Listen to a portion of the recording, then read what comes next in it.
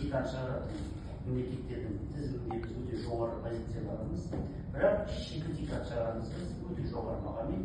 Ал титаннан жасалған медициналық бұйымдар, түрлі құрал жабдықтарды біз өкінішке орай 90%-дай сырттан әкелеміз, импорттаймыз.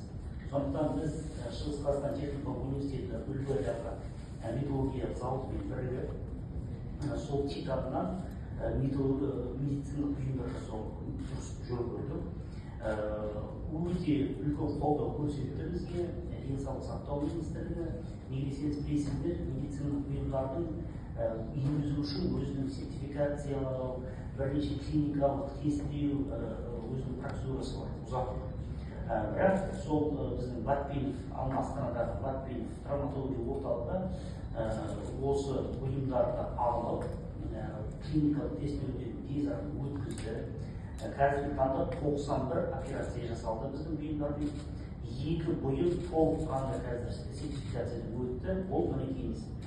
Мынау бұйым, жамбас, сүйектер қырылғанда, сөз сынғанда, осындай титаннан жасалған арнайы бұйым. Титан айтып кеткен биологиялық инерт материал, яғни денеден реакция бермейді, шірмейді, иммундық жүйесіне үлес несін қоспайды, реакциясын қоспайды. Ол осы жамбас осындай күрделі операциялар болады, осы жерде осы қолданады. 20 операция жасалды осы жамбас буынынан. Және мынандай қызық нәрсе, бұл да титаннан толыққан жасалады. Бұл грыжалар, омыртқалар грыжа болған жағдайда жасанды омыртқалардың арасына кіретін арнайы осындай медициналық бұйым. 25 операция жасалды осы күнге дейін, толыққанды клиникалық тестілеуден өтті.